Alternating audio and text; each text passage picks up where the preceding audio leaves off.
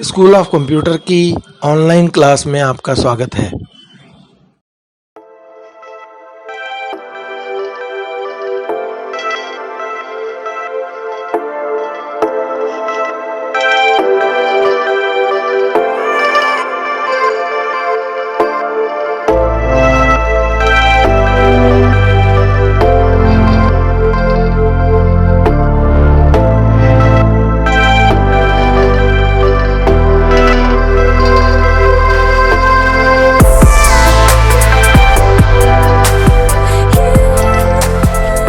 यहाँ पर मैं डाटा टाइप कर रहा हूँ।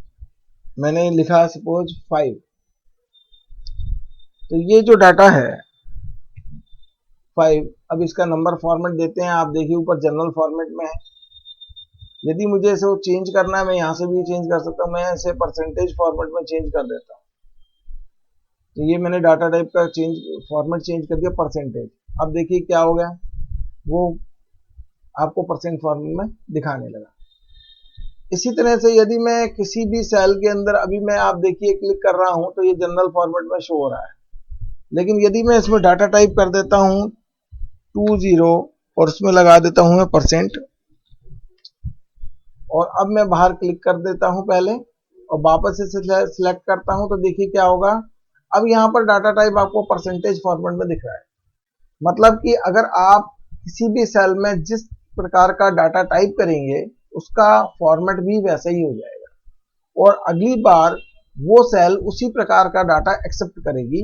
देखिए अब यदि मैं यहां से 20% को डिलीट कर दूं और यहां केवल मैं 6 लिखूं, मैंने सिर्फ 6 किया, तो देखिए परसेंट उसके साथ में लग के आ रहा है, इसलिए क्योंकि उसका डाटा टाइप भी परसेंटेज है।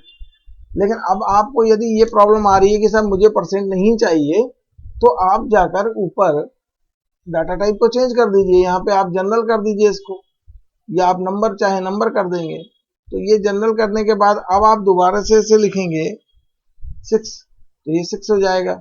तो इस तरह से आप डाटा टाइप को चेंज कर सकते हैं यहाँ से भी। और जो मैंने आपको ऑप्शन बताया इसमें जाकर फॉर्मेट सेल में जाकर यहाँ से भी आप देखिए।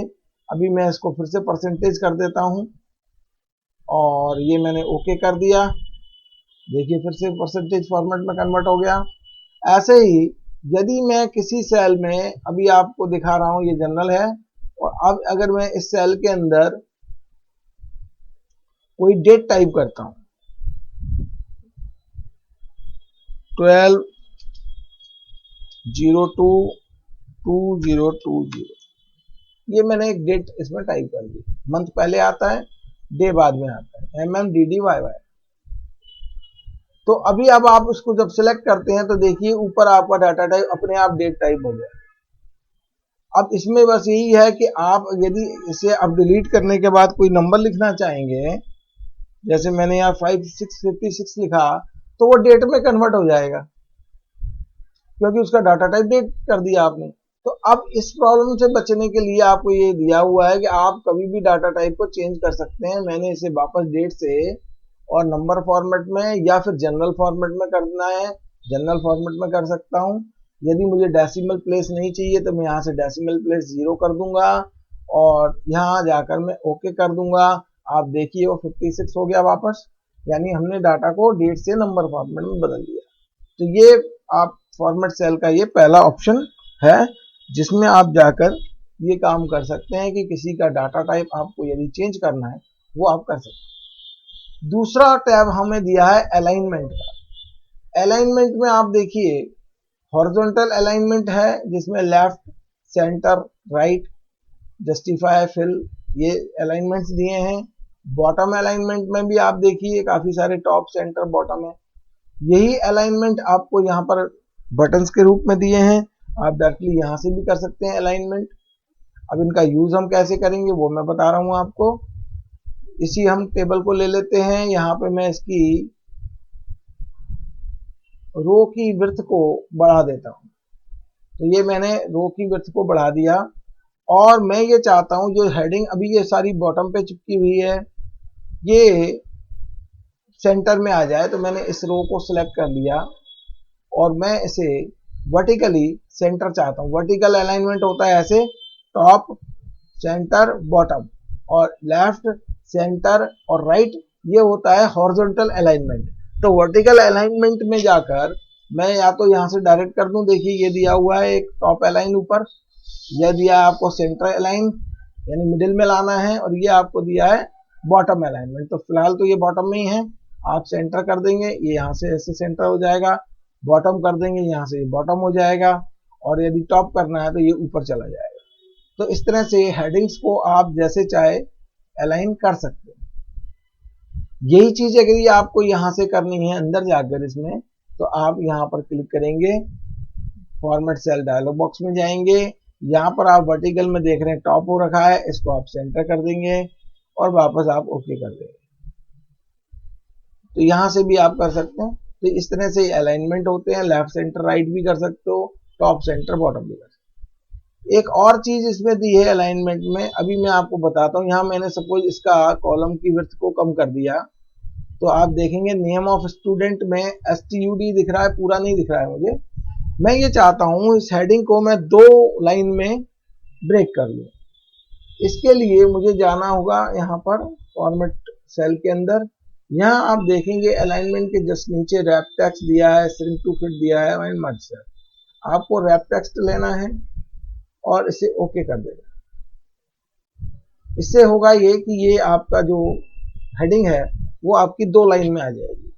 अब आप इसको सेंटर अलाइन कर दीजिए, ये हॉरिजॉन्टल वाला सेंटर अलाइनमेंट हो गया, ये मिडिल वाला है। तो इस तरह से ये आप 2 लाइन में भी ब्रेक कर सकते हैं। यदि आप ये चाहते हैं कि नहीं मुझे एक ही लाइन में चाहिए, तो आप एक दूसरा काम कर सकते हैं, रैप टेक्स्ट हटाकर आप इसको श्रिंक टू फिट कर देंगे। इससे ये होगा कि वो एक ही लाइन में रखेगा लेकिन उसको छोटा कर देगा, हेडिंग को श्रिंक कर देगा।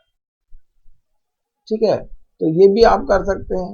यदि आपको 2 सेल्स को मर्ज करवाना है तो आप यहाँ पे तीसरे ऑप्शन में जाएंगे, मर्ज सेल, उसको भी आप कर सकते हैं। इसका मैं आपको एक एग्जांपल देता हूं।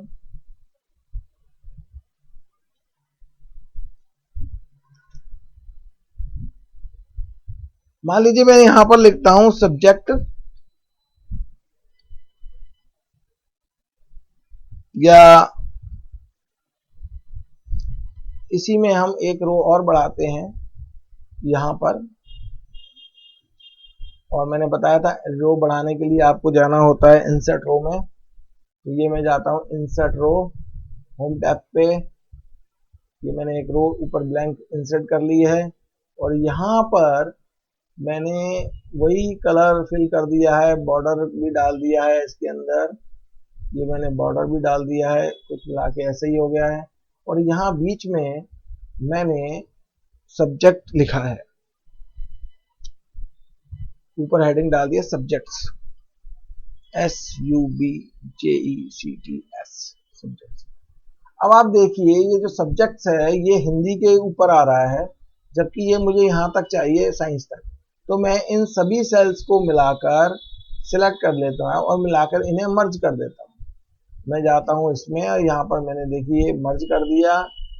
आप देखिए ये जो बीच के पार्टीशन है ये सब खत्म हो जाएंगे और ये सारे सेल मिलकर एक सेल बन जाएगा। ये मैंने मर्ज कर दिया। अब देखिए ये बीच में पार्टीशन खत्म हो गया है, यानी चारों सेल मिलकर एक सेल बन गया। इसके बाद आप अलाइनमेंट में इसको सेंटर कर देंगे, ये सेंटर कर दिया, और इस तरह से आपने सभी सब्जेक्ट के ऊपर एक वो डाल दिया है हेडिंग, यानी ये सारे सब्जेक्ट हैं। तो इस तरह का टेबल आप बनाते हैं तो आप ये मर्ज यूज कर सकते हैं, मर्ज सेल ऑप्शन। उसके बाद कभी कभी ऐसा होता है कि मान लीजिए डाटा बहुत कम है और हेडिंग की वजह से आपको डाटा स्पेस ज्यादा लग रहा है। जैसे आप देखिए साइंस में यहाँ पर मार्क्स तो काफी कम है, ये इतना स्पेस ब्लैंक छूट रहा है केवल हेडिंग की वजह से। तो हम हेडिंग को रोटेट भी कर सकते हैं। कैसे करेंगे? आपको उस हेडिंग को सिलेक्ट कर लेना है, उसके बाद आपको जाना है फॉर्मेट सेल के अंदर, यहाँ पर आपको अलाइनमेंट में जाना है, और देखिए यहाँ पर एक ओरिएंटेशन दिया है। आपको इसे ड्रैग करके या तो ऐसे ऊपर घुमा लीजिए या नीचे घुमा दीजिए इसे, और उसके बाद आप ओके कर देंगे। तो देखिए यहाँ पर साइंस वाला जो हेडिंग है वो आपका इस तरह से रोटेट हो गया है, इसका ओरिएंटेशन चेंज कर दिया। अब हम इसको कम भी कर सकते हैं, देखिए हमारे पास कितना स्पेस मिल जाएगा।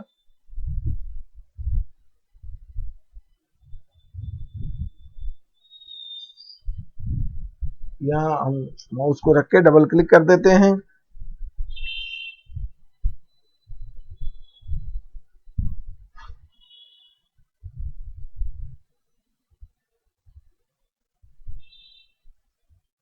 तो साइंस जो है, तो इस तरह से हमने ओरिएंटेशन के द्वारा सभी सब्जेक्ट को भी ओरिएंटेशन चेंज किया है, उसको एक पर्टिकुलर डिग्री पे आप रोटेट कर दिया है, और इस तरह से आप टेबल को बना सकते हैं, जिससे आप कम से कम स्पेस में ज़्यादा डाटा स्टोर कर सकते हैं। अब हम देखते हैं इसमें अगला ऑप्शन हमें दिया है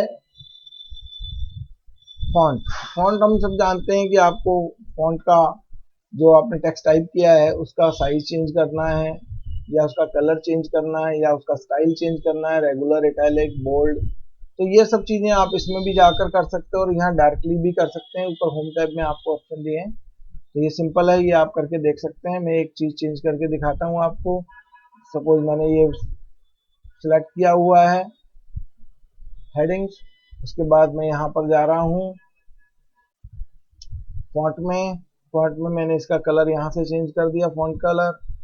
उसके बाद यहाँ पर ये फॉन्ट मैंने ले लिया एरियल, ये मैंने एरियल फॉन्ट कर दिया हेडिंग का। बोल्ड की बजाय मैं इसको बोल्ड और इटैलिक कर देता हूँ।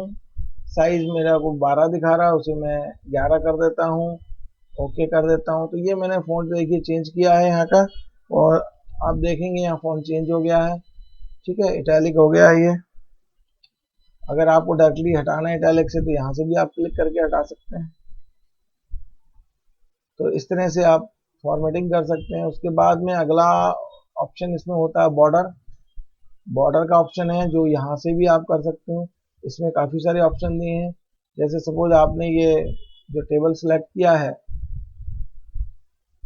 इसका बॉर्डर आपको हटाना है, तो पहले आपने इसको सिलेक्ट कर लिया टेबल को, और आपको अगर बॉर्डर नहीं चाहिए तो आप यहाँ बॉर्डर ऑप्शन में जाके आपको एक बॉक्स दिख रहा है नन, NONE, इसे आप नन कर दीजिए, ओके कर देंगे, ये बॉर्डर आपका हट जाएगा यहाँ से। आप देखिए बॉर्डर नहीं है अब इसके ऊपर, ठीक है। यहाँ जबकि नीचे बॉर्डर दिख रहा है, यहाँ पर बॉर्डर हटा दिया है मैंने, तो बॉर्डर हट गया है। बॉर्डर अप्लाई अगर आपको करना है वापस, तो आप इसमें यहाँ से डायरेक्टली भी कर सकते हैं, और नहीं तो आपको यहाँ जाना होगा बॉर्डर में। आपको ये आउटलाइन लेना है पहले, फिर अगर बीच के लाइंस भी आपको करने बॉर्डर इनसाइड कर देंगे इसे। आपको बॉर्डर में किस तरह का बॉर्डर चाहिए वो आप यहाँ लाइन दिए हैं काफ़ी सारी, डॉटेड लाइन चाहिए या सॉलिड लाइन चाहिए आपको, तो इस तरह से आप बॉर्डर का स्टाइल चेंज कर सकते हैं, डबल लाइन बॉर्डर ले सकते हैं। उसके बाद आपको अगर कलर चेंज करना है बॉर्डर का, तो आप पर्टिकुलर कलर ले सकते हैं, किस कलर का बॉर्डर आपको डालना है। उसके बाद आपको यहाँ क्लिक करना होगा एक बार, ये जो प्रीव्यू आपको दिखा रहा है इस पर आपको क्लिक करना होगा, तभी ये आप बाहर अप्लाई होगा। ये आपने क्लिक कर दिया, ये आपको प्रीव्यू दिख रहा है कि भाई ऐसा बॉर्डर आएगा, आप इसे ओके कर दीजिए। आप देखिए बाहर भी आपको वही बॉर्डर दिखने लगा, डबल लाइन बॉर्डर। तो ऐसे आप अलग अलग टाइप के बॉर्डर चेंज कर सकते हैं, हटाना है आप हटा भी सकते हैं, मैंने अभी बताया आपको। उसके बाद अगला ऑप्शन इसमें होता है बॉर्डर के बाद फिल। फिल होता है कि भाई पीछे बैकग्राउंड में आपको कौन सा कलर डालना है। जैसे मैंने यहाँ पर देखिए येलो कलर फिल किया हुआ है, तो वो आप यहाँ से भी कर सकते हैं। यदि मुझे इस टेबल के अंदर, ये मैंने आपको सिलेक्ट कर दिया टेबल को, और इसके बैकग्राउंड मुझे कोई कलर, किसी सेल के अंदर कोई कलर फिल करना है, तो मैं फिल यहाँ से भी कर सकता हूँ, यहाँ से भी कर सकता हूँ। ये बटन दिया है मुझे ऊपर फिल करने के लिए। यहाँ जाकर मैंने कलर ले लिया है, थोड़ा सा लाइट कलर ले लेते हैं, ये ले लेते हैं, ओके कर दिया। आप देखिए इस तरह का ये कलर फिल हो गया इसमें। तो इस तरह से आप टेबल की फॉर्मेटिंग, सेल की फॉर्मेटिंग करके अपने डाटा को बहुत ही अट्रैक्टिव बना सकते हैं, अच्छी रिपोर्ट्स बना सकते हैं। आगे क्लास में हम पिवट टेबल या कुछ के साथ साथ कुछ और कमांड्स के बारे में जानेंगे। धन्यवाद।